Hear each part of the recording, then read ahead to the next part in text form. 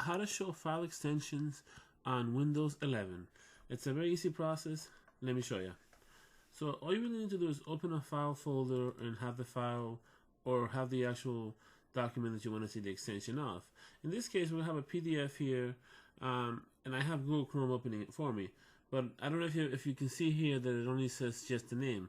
If you want to see what extension it is, all you really have to do is go to View right on the top, then go all the way down here and then say Show. Then at the bottom here, the right side, click File Extensions, and it's going to show you that it's a PDF file. That's a good way for you to identify a file.